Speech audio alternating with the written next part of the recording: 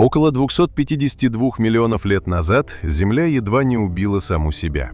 Не астероид, не то знаменитое вымирание динозавров, о котором вы слышали 100 раз. Это случилось почти за 200 миллионов лет до гибели тираннозавров и было в разы страшнее. По оценкам, которые публиковались в научных исследованиях, тогда исчезло около 80% всех морских видов и примерно 70% наземных позвоночных. Это самое массовое вымирание в истории планеты. У него даже есть мрачное прозвище – «Великое умирание». И вот что важно понять с самого начала. Большинство людей уверены, что суперконтинент Пангея – это просто все материки, сложенные вместе. Красивая карта из школьного учебника. Один большой кусок суши, окруженный одним большим океаном. Ну и что тут смертоносного? Вот в чем дело. Само существование Пангеи, то, как она была устроена географически, превратило обычную геологическую катастрофу в машину массового уничтожения. Континент не просто был, он усиливал убийство. И причина, по которой Пангея стала самой смертоносной сценой в истории Земли, скрыта не в вулканах и не в жаре напрямую, а в кое-чем куда более незаметном. Мы дойдем до этого. Но сначала представьте, что вы стоите на этой земле. Вы стоите где-то в глубине огромной суши. Не на берегу. Берег отсюда за тысячи километров в любую сторону. Все континенты, которые вы знаете сегодня – Африка, Азия, обе Америки, Австралия, Антарктида – слиты в один гигантский массив. Ученые называют его Пангея – вся Земля. А единственный мировой океан, окружающий его – Панталасса. Воздух здесь горячий и сухой. Вокруг тянется пустыня, каких сегодня на Земле нет по масштабу. Вот чего большинство людей не понимают. Когда вся суша собрана в один кусок, внутренние области оказываются чудовищно далеко от моря. А море – это дождь, влага, жизнь. Центр Пангеи был одной из самых засушливых зон, когда-либо существовавших на планете. Сезонные ливни обрушивались на края континента, но внутрь почти не доходили. И все же жизнь здесь была. По земле ходили тероцефалы и цинодонты, далекие родственники наших предков, синапсиды, зверообразные. Не динозавры. Динозавров еще нет, они появятся позже. Были дицинодонты, коренастые растительноядные, с двумя клыками, размером от свиньи до крупного быка.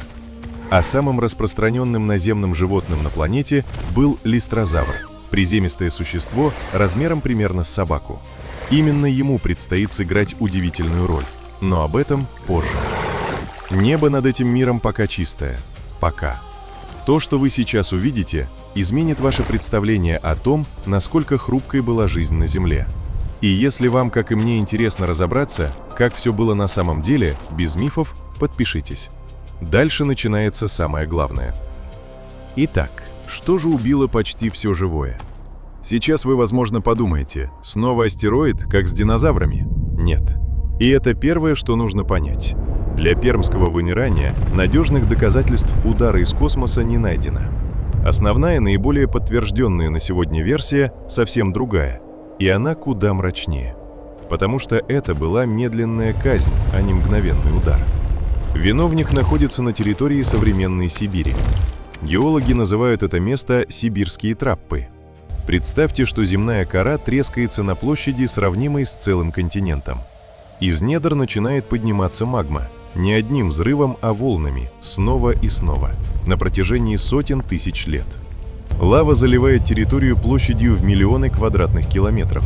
По современным оценкам, объем излившихся пород исчисляется миллионами кубических километров. Этого хватило бы, чтобы покрыть целую страну слоем сотни метров. Но вот тут-то и начинается самое интересное. Убивала не сама лава, убивало то, что поднималось вместе с ней. Магма в Сибири прорывалась сквозь огромные залежи угля, нефти и солей. Прожигая их, она выбрасывала в атмосферу колоссальные объемы углекислого газа, метана и сернистых соединений. Это была не просто вулканическая зима, это была планетарная химическая атака, растянутая на десятки, а то и сотни тысяч лет. Представьте, как это разворачивалось. Сначала сернистые газы и вулканический пепел. Небо тускнеет. Возможно, короткое похолодание. Но это была лишь прелюдия. Затем главный удар – углекислый газ. Его выброс был настолько велик, что запустил мощнейшее глобальное потепление. По оценкам из исследований, температура поверхности океана в тропиках поднялась примерно на 8-10 градусов, Тропические моря местами прогрелись до температур, при которых сложная жизнь просто не выживает. И вот здесь океан начал задыхаться. Теплая вода удерживает меньше кислорода. Огромные области Мирового океана превратились в мертвые зоны, почти без кислорода. Это подтверждается геологическими данными. Породы того времени по всему миру несут следы бескислородных условий. А затем кислотный удар. Часть углекислого газа растворилась в воде, и океан начал закисляться. Для существ, строивших раковины и скелеты из карбоната кальция, кораллов, брахиопод, множества моллюсков, это было приговором. Их дома буквально растворялись в воде вокруг них. Представьте это и на суше. Растительность переживает тяжелейший кризис. Это надежно видно по смене древних флор в пыльцевой летописи. Леса редеют, привычные экосистемы рушатся. По одной из гипотез, гибель растительного покрова могла усилить эрозию почв и даже изменить облик рек, хотя эти детали ученые до сих пор обсуждают. Ясно одно – наземная жизнь пострадала так же тяжело, как и морская. И вот теперь то, ради чего мы здесь, настоящая причина. Сибирские траппы могли бы убить многих и без всякой Пангеи. Но именно устройство суперконтинента превратило катастрофу в тотальное вымирание. Вот чего большинство людей не понимают. Первое. Один континент – это ограниченная береговая линия и огромные мертвые внутренние пустыни. Меньше разнообразия сред обитания, меньше убежищ. Когда климат сорвался, наземным животным было почти некуда бежать. Нет разбросанных материков, где отдельные популяции могли бы пересидеть беду в разных условиях. Вся жизнь оказалась в одной корзине. Второе, и это ключевое, один сплошной океан. Панталасса означал упрощенную циркуляцию воды. Сегодня материки разбивают океан на множество течений, которые перемешивают воду и разносят кислород по глубинам. В мире Пангеи такого перемешивания было гораздо меньше. Поэтому, когда потепление ударило, океан задохнулся быстрее и полнее. Застойные бескислородные воды разрастались почти без сопротивления. Третье. Огромная площадь единого континента усиливала климатические крайности. Внутренние области и без того были экстремально жаркими и сухими. Дополнительное потепление сделало их попросту непригодными для жизни. А зоны, где условия оставались терпимыми, оказывались узкими полосами вдоль побережий, и туда стягивалось все, что еще могло выжить. Проще говоря, Пангея убрала все запасные выходы и на суше, и в море. Катастрофа, которая в раздробленном мире оставила бы островки жизни, здесь прокатилась почти без преград. Вот настоящая причина. Смертоносную эпоху сделала не столько сама катастрофа, сколько география, которая лишила жизнь путей к спасению. Скажу так, сибирские траппы зажгли фитиль, а Пангея превратила планету в замкнутую комнату без окон и дверей. Давайте отойдем на шаг и посмотрим на масштаб. 80% морских видов исчезли. Целые группы животных, доминировавшие сотни миллионов лет, оборвались навсегда.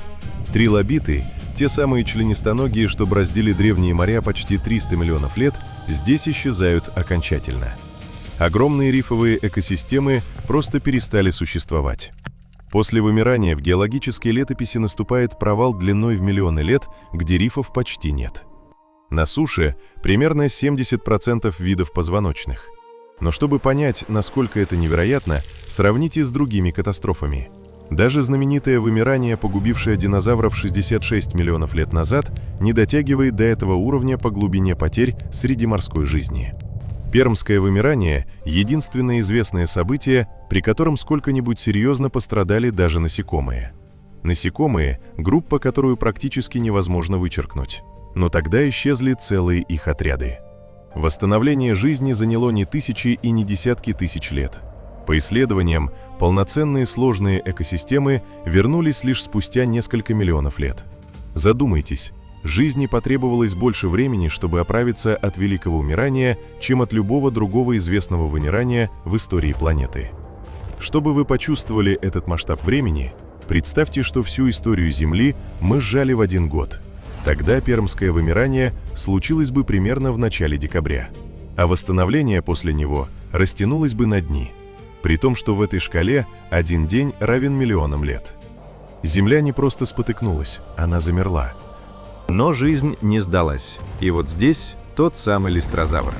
После вымирания это приземистое травоядное животное стало абсолютным хозяином суши.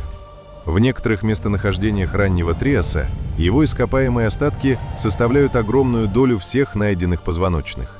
Планета, еще недавно кишевшая разнообразием, на какое-то время превратилась в мир, где по опустевшей Земле бродили в основном они. Представьте эту картину. Ранний триасовый пейзаж. Скудная растительность, только начинающая возвращаться. И до самого горизонта стада приземистых животных с бочкообразным телом. Экосистема, объединенная настолько, что один вид занимает почти все доступное пространство. Такое в истории Земли редчайшая аномалия. Почему выжил именно он, ученые пока спорят. Возможно, дело в неприхотливости, возможно, в способности рыть норы и пережидать беду под землей. Прямых доказательств поведения нет, так что это остается обоснованной гипотезой, а не установленным фактом. Но вот что важно с точки зрения большой картины. Именно эта опустошенная, перезагруженная земля открыла дорогу новым игрокам. В Триасе, поднявшемся из этих руин, появятся первые архозавры, предки крокодилов и чуть позже динозавров. Мир динозавров, который мы так любим, буквально вырос на пепелище Великого Умирания. Не будь этой катастрофы, возможно, планетой правили бы совсем другие существа, а история пошла бы иным путем. Так работает эволюция после массовых вымираний. Опустевшие ниши заполняются заново, и часто совершенно новыми группами. Смерть старого мира стала колыбелью следующего. Так что же на самом деле сделало Пангею самой смертоносной эпохой? Не только вулканы, не только жара, кислота и удушье океана, а то, что суперконтинент собрал всю жизнь планеты в одно уязвимое место и лишил ее путей к спасению. География стала соучастником катастрофы. Сибирские траппы были оружием, но Пангея была ловушкой. И может быть самый отрезвляющий факт здесь такой. Главным механизмом убийства был выброс углекислого газа, стремительное потепление и закисление океанов. Те же процессы, которые сегодня изучают уже не только в древних геологических слоях. Разница в скорости и в масштабе. Пермь напоминает нам, на что способна эта планета, когда химия атмосферы и океана выходит из равновесия. Земля пережила свое худшее утро. Ей понадобились миллионы лет, чтобы прийти в себя. И то, что мы вообще существуем, прямое следствие того, что жизнь тогда не сдалась до конца. Из мира, где почти все умерло, поднялся мир, в котором в итоге появились и динозавры, и млекопитающие, и, спустя невообразимую бездну времени, мы с вами.